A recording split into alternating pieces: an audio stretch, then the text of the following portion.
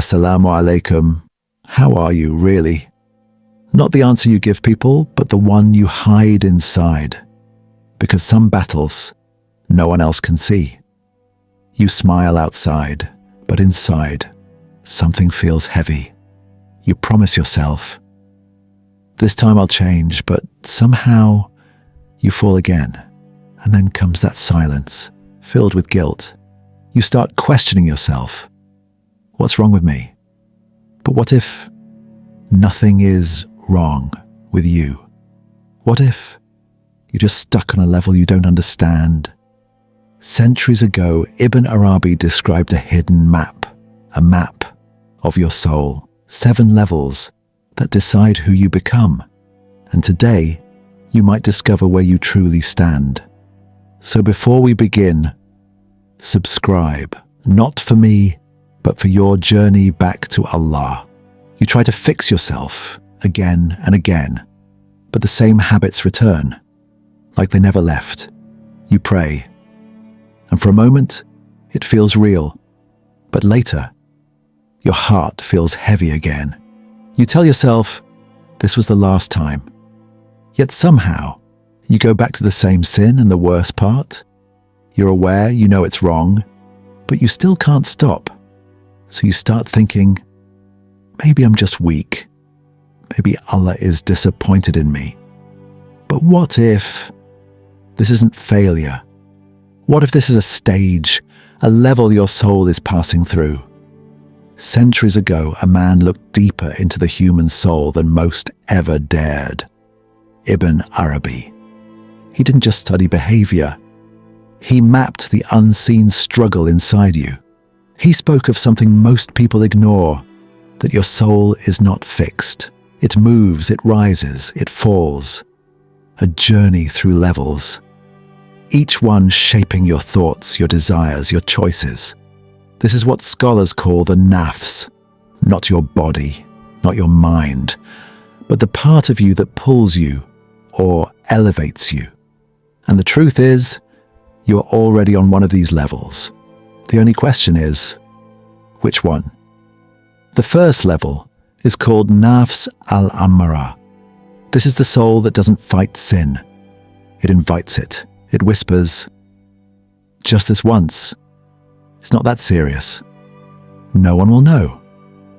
And slowly, that voice becomes louder than your conscience. You stop feeling bad. You stop questioning yourself.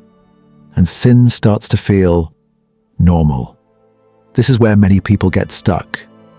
Not because they're evil, but because they've stopped resisting. Then comes the second level, Nafs al-Lawwama. Here, something changes. You still fall, but now you feel it. The guilt hits you after every mistake. Your heart feels heavy, your chest tight. You sit alone and think, why did I do that again? This is the war zone. Part of you wants Allah, and part of you pulls you back. You're not at peace, but you're not completely lost either. And maybe this is exactly where you are right now. Then comes a stage where something inside you begins to wake up. This is Nafs al-Mulhima. You start noticing things you ignored before. Sins don't feel normal anymore. They feel heavy. Not just after you do them, but even before. It's like your soul is warning you. You begin to feel a pull towards something higher, a desire to change, to purify, to get closer to Allah. But here's the struggle. You're not fully in control yet. One day, you feel strong. You pray, you reflect, you promise yourself. This is the turning point. And the next day, you slip again. Not because you want to stay down, but because you're still learning how to stand. This is confusion. This is tension. This is growth. And then comes the next stage, Nafs al-Mutma'inna, but only its beginning. You taste moments of peace, moments where your heart feels calm in prayer, where a dunya feels smaller and Allah feels closer. But it doesn't stay. You go back and forth between light and shadow, between sincerity and weakness. And that scares you, because now you've seen what peace feels like. And losing it hurts more than never having it. But understand this back and forth, this constant struggle inside you. It's not hypocrisy. It's the sign that your soul is rising. And then, after all the struggle, something begins to settle inside you. This is where the soul starts to breathe. You enter a state known as Nafs al-Mutma'inna, the soul at peace. Not a perfect life, but a peaceful heart. The chaos that once controlled you now feels distant. You still face temptation, but it no longer owns you, because now your al-Qalb has tasted something greater. You begin to trust Allah, even when life doesn't make sense. You find calm in prayer, not just routine. And for the first time, you're not fighting yourself all the time, but the journey doesn't stop here. It rises further into Nafs al-Radiya, a soul that becomes content, not just with ease, but even with hardship. When things go wrong, you don't break the same way anymore, because deep inside, you've accepted that everything is from Allah.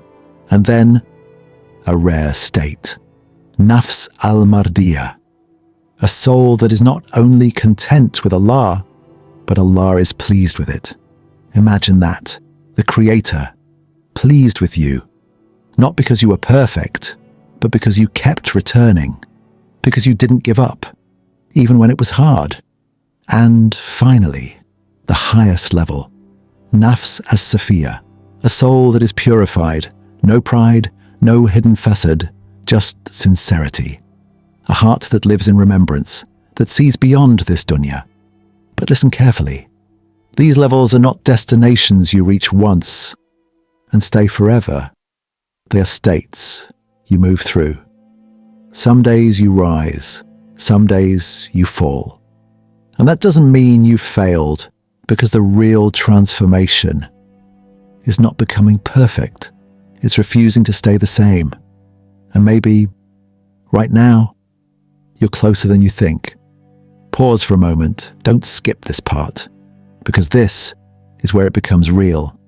Not theory, not information, but you. Close your eyes for a second and be honest with yourself. Which part felt familiar? Was it the voice that pulls you towards sin and makes it feel normal? Or the guilt that hits you afterward when you sit alone and think, I did it again? Or maybe you're in that silent struggle where one part of you wants Allah and the other keeps dragging you back. And sometimes you feel peace in your salah, but you can't hold on to it. Listen, you don't need to answer me, but answer yourself, because your current state is not your identity. It's just your position on the path. And the moment you recognize where you stand, that's the moment you begin to rise. So tell me, honestly, where are you right now? Type it in the comments, even if it's just one word, because someone else might read your struggle and realize they're not alone.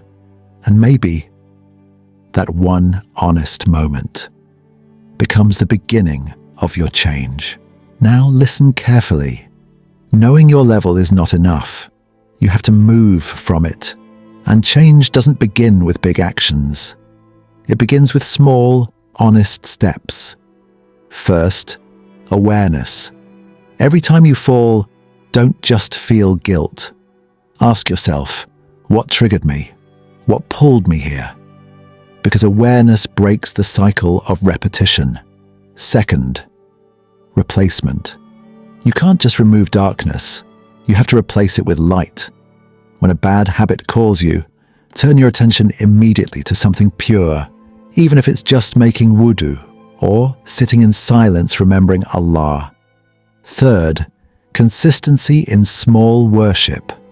Don't wait for motivation. Even 2 sincere rakats, even 1 minute of dhikr, done daily, changes the heart slowly. And fourth, Return quickly. You will fall again. That's reality. But the difference is this: don't stay down. Don't let one mistake turn into distance from Allah, because the strongest souls are not the ones who never fall. They are the ones who always return. And every return is a rise. Maybe you thought you were too far gone. Maybe you think Allah is tired of you. But listen carefully. If you were really unwanted, you would not still feel that guilt. You would not still feel that pull back to Him. That pain in your heart is not rejection. It is invitation. A sign that Allah has not closed your door. Not yet. You are not being abandoned. You are being called back. So don't measure yourself by your fall. Measure yourself by how many times you return, because even now, Allah is still waiting for you. You are not lost. You are on a journey back. Don't leave this path halfway. Stay connected, stay aware, and keep returning to Allah. If this touched your heart, subscribe. Not for the channel, but for your soul's reminder to never forget its way back.